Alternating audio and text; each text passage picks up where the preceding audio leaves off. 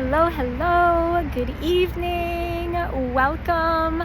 I do not know how this video is going to go exactly. There are so many thoughts swirling through my brain that I am working on organizing, but I said, let me just get right into it and talk on this topic of life and pregnancy and termination and abortion. Yes, all of these major hot issue topics, and I've been thinking about making this video since last week when I got into a debate on Instagram with a woman, and she said very sincerely that she felt my history, my experience with abortion had caused trauma that was causing me to project my trauma onto other women, and she very sincerely wished me well in my mental health and emotional well-being. And then today I read actually I didn't read, I listened to a video. I'm going to try to see if I can link it in the description to this video, so you all can reference it if you would like. It was a very hard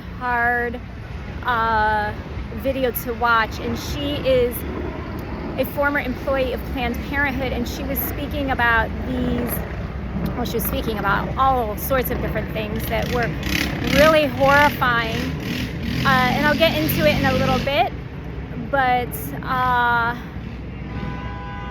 yeah, so horrifying. And I said, I have to make a video and we have to talk, because what I am, I'm an entrepreneur and I have actually 3 businesses. I'm a professional photographer, I'm a breakthrough coach, and I also recently launched a business where I sell K-beauty products. But this is the breakthrough coach in me making this video, and what I do is I support my clients with helping them to write new success stories after going through a traumatic experience or a heartbreak, so that they can experience greater happiness, love. They actually can shift their perspective and live the lives that are satisfying and complete, that they desire to, instead of coming at things from trauma. And that is what I want to share today, because what I have found is that a lot of our decisions, we are told, come from a place of empathy. We are told in major decisions, and I am going to speak specifically to the decision on whether to give birth to a child where the pregnancy may not be wanted, and like that type of pregnancy, where it was unplanned, where you did not intend on getting pregnant. Although when one has sex, one should expect that, the birds and the bees, it's a thing, that sperm pollinates that egg and there could be a baby. So not necessarily a surprise, but it's not really the thing that you want. And that was me back in my 20s. I found myself pregnant, and the stories, the narratives, the perspectives that I was told from everyone, from my gynecologist to the few people, there were only a few people at the time who were close to me that I did share the information with, as well as the father of the child.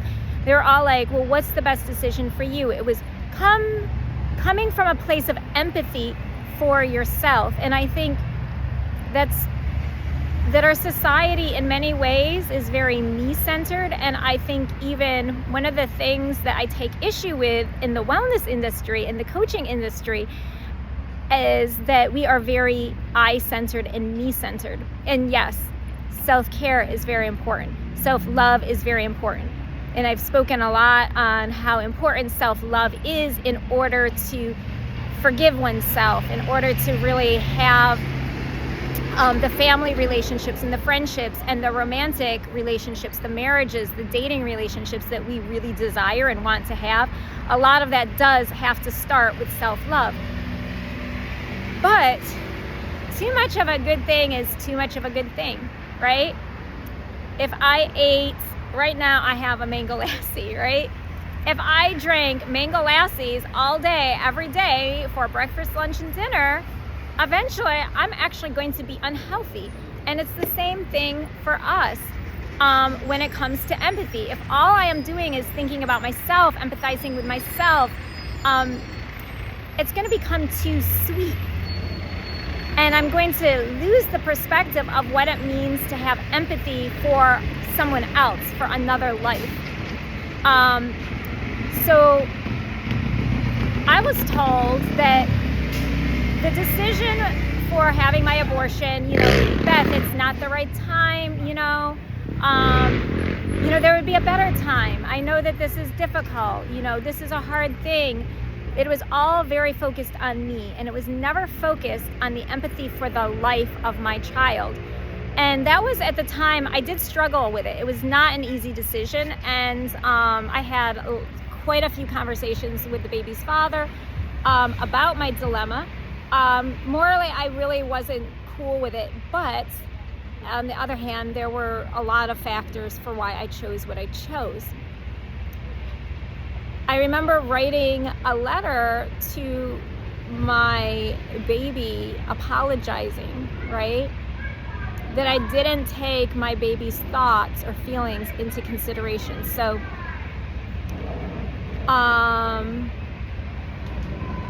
this is what I was thinking about as I was listening to these this woman on Instagram about 20 minutes ago, right before I started making this video. And she was talking about how there are about 400 to 500 babies, according to the CDC, born every year who have survived abortion. They are born healthy, and the mom is healthy. So everyone is healthy, and these babies they're viable in the sense that they can live on their own without any help from their mother. They do not need to be in her womb any longer. They've survived an abortion. And yet, there are people who advocate that it's between the doctor and the mother to determine whether or not this baby lives or dies. So essentially, it's infanticide. It's like a little bit odd to me, considering the fact that if a mother in the reverse aspect wanted a baby, was pregnant with a baby, got into a car accident, say a drunk driver or just someone who was being very negligent and irresponsible with how they were driving on the road, ran into the mother, caused her to miscarry, should she survive the accident, and the baby's father can press charges, right? That person, for the death of a baby in the mother's womb, when that pregnancy is wanted, that person who caused that death can be charged with manslaughter, I believe manslaughter. But they can actually face legal consequences. Versus if I, as a woman, give birth to my baby that I tried to unlife, the baby made it. Well, if the mother has determined she didn't really want that pregnancy, she can then determine the fate of literally that baby who made it through all of that. See, this is where the empathy has gone missing in our society, and where we have gotten so focused on me. And this is very important as a breakthrough coach, that we have and we learn. I'm not saying I'm a coach, right? My job is to lead people to having new perspectives. I'm not saying I tell people what to think as a coach, but to lead people through a perspective that gives them the opportunity to see things from a new light. That's why my signature program is seeing myself in a new light, seeing myself beyond myself. So in this case, for a woman, or just society in general, any woman in general, whether she's a mother or not, whether she's gone through this or not, and for men, whether they have gone through anything like this or not, whether they are fathers or not, no matter what our ages, whether we were 13 years old or 103 years old or 53 years old or anywhere else on the age spectrum. Seeing the perspective instead of from ourselves, what it would be like for that baby, right? The empathy of the experience of another human.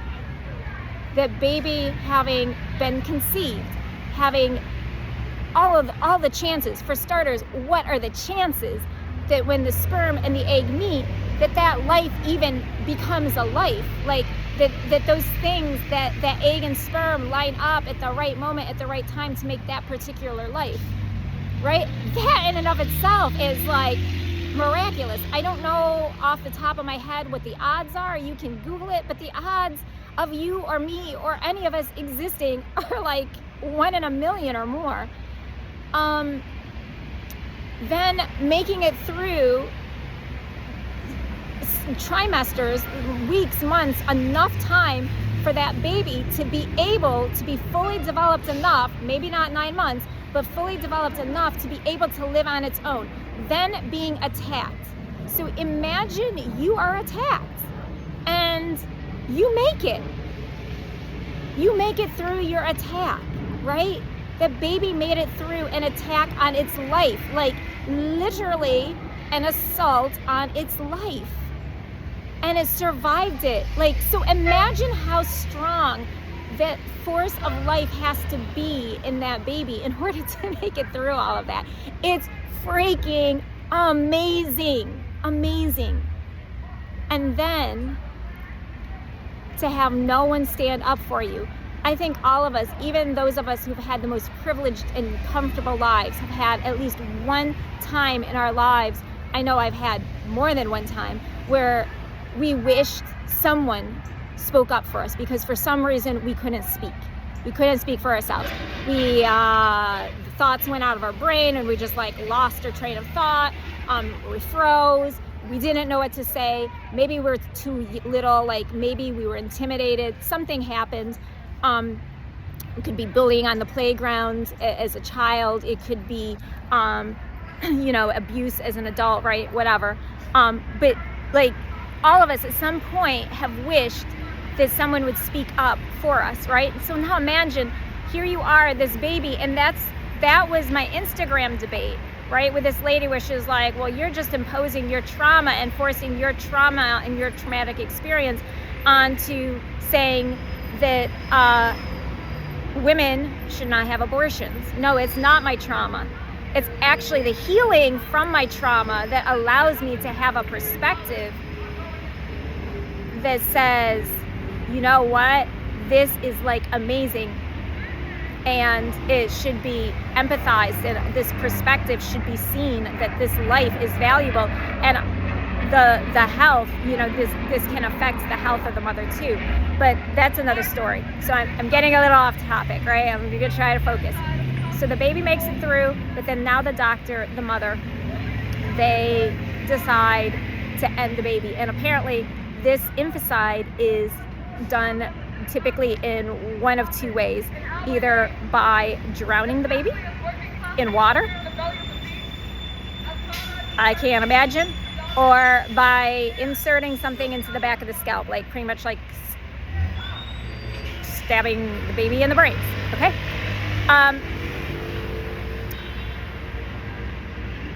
The empathy part, the other perspective part is like, how is this okay to do this to another human? What must this other human feel like? So, clearly we don't know exactly what goes on in the minds and the brains of a baby all the time, right? They're so little and it's not like we can be mind readers. But sometimes we can get maybe insights when we talk to other people who are moms. So for example, my mom said that when I was born, I had a lot of joy. She said, like, I was a very joyful baby, like literally from the moment I was born. I don't remember this, but apparently I was happy to be here. I don't think my mom was just saying that because she's my mom. My mom, one of the things that I'm always in awe of when it comes to my mom is she's very perceptive and spot on when it comes to being able to read other people's emotional states. It's like really amazing to me. I remember one time, this example is really stuck in my mind. One time, I'm getting off topic a little bit, but it's for a point. Stick with me here. One time, I had taken a picture with some friends, and I showed the picture to my mom, and she's looking at it, and she pauses for about 30 seconds, and then she points, and she's like, "Your friend right there," and she gives his name. "He's depressed." I said, "What? How did you know?" My mother had never met this person. My mother didn't even know this person. Like, she didn't know anything about it. He was actually kind of like a friend of a friend. So it wasn't, actually it was a friend of my cousin, to be specific. It wasn't even like this was someone that she had known about. Like, you know, she just literally looked at this picture. There were like 4 or 5 of us in it. She points specifically to this one person. It's like, "He's depressed." And do you know that she was absolutely accurate just for looking at this picture? So I feel that if my mom said when I was born, I was a baby that was full of joy, I'm just gonna go with it and say she was probably right and not biased because she was just my mom. Think about even just, so that means I don't think I'm in the exception to the rule, right? I don't think that I'm unique. I would imagine there are probably a lot of babies that are born and they come into the world with joy. Think about, this is an older movie. You may have seen it, you may have not. Look Who's Talking. If you haven't seen it, it's a really, really cute movie. But just like the opening, the very, very beginning before the actual movie itself begins is, oh my gosh, am I going to spoil it? You know what? I can't. I have to just say it even if I spoil it. So it is the narration of the sperm and the egg meeting. And there is so much, the writers for that opening scene for Look Who's Talking were super creative. But what they created in that opening scene, it's hysterical. It's like a lot of joy, a lot of enthusiasm. I mean, the sperm was real proud of himself. He was like, I'm in. I mean, he was like super excited. And then the egg starts talking once like the sperm, it's like so cute. And it's clearly just a creative fictional piece, right? But it's another perspective, and it's empathy, and it's insight, and it's someone's imagination of like life and life being created.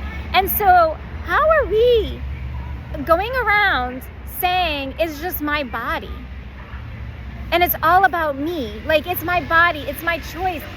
You know what? There's other things involved. There's other things in play. It is like nature. Our wombs as women are literally one of the most sacred things that's on this planet. I don't know if there's anything more sacred except for God. That sounds very dramatic, but it is like very sacred, and it's a place that for us as women is very intimate, right?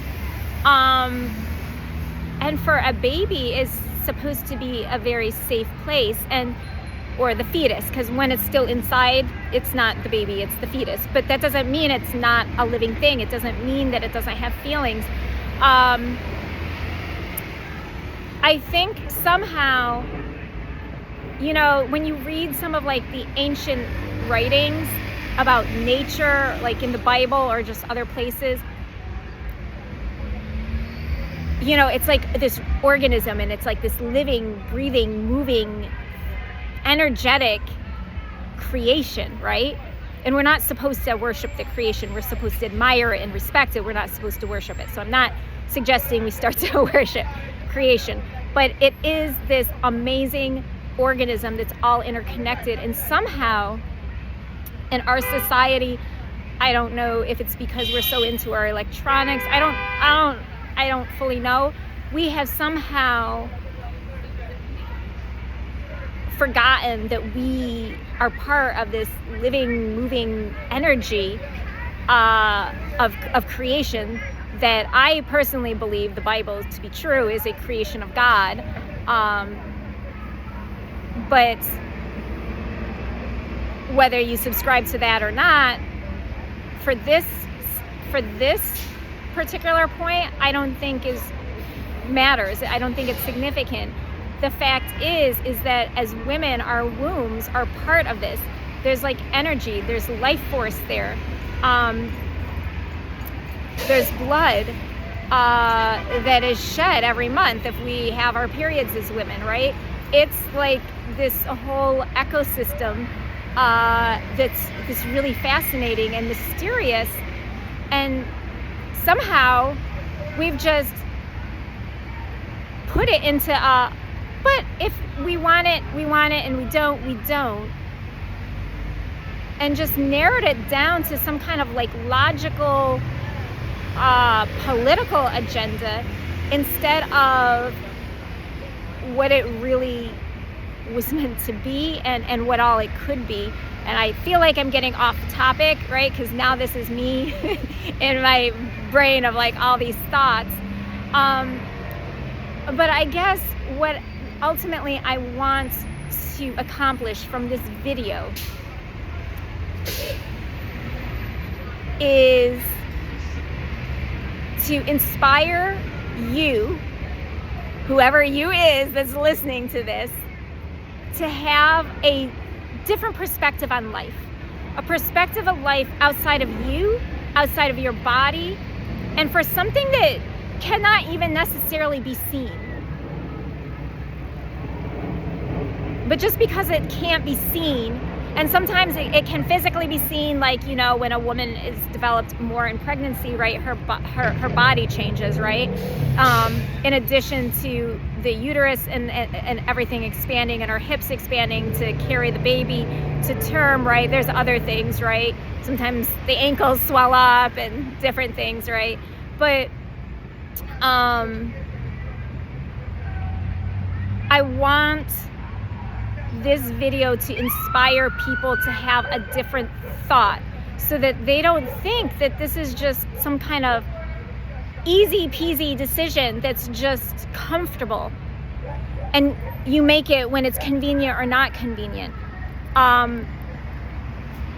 You know, in this video that I was watching earlier on Instagram, where this woman was talking she used to work for Planned Parenthood, she described this experiment scientists were doing where they had taken the scalp. I don't know why you would even need to do this experiment. I have no idea.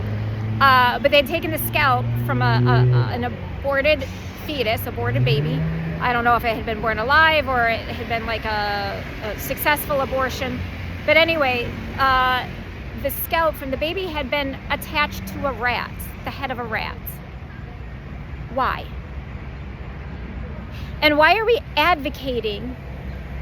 Why are we, as a supposed advanced civilized society, advocating for this? I feel like sometimes when I hear these stories, like I went back to the Middle Ages or something, where at a time when people were supposedly ignorant. I'm getting bit by mosquitoes right now, I think.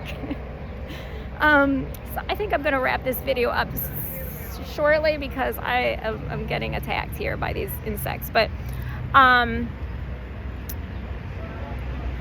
want us to start having new perspectives.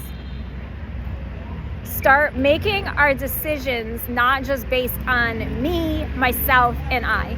And yes, I'm not saying that we don't ever make ourselves a priority, right? I think it was Andre Bocelli. I remember seeing this video, and I think it was Andre Bocelli. I'm saying his name probably a little bit wrong with my American accent. Sorry, Andre. My apologies. His mom was advised to terminate him but she didn't. She had him. Now he is, I'm sure you know, an absolute musical genius, and his life, his music has literally blessed the world. Now imagine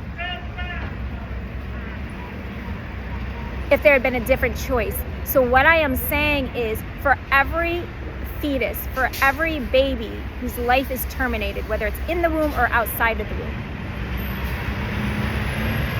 what is that costing you? What is it costing me? What is it costing the world? Because it's costing something. Just because you don't know what you're missing does not mean you're not missing something.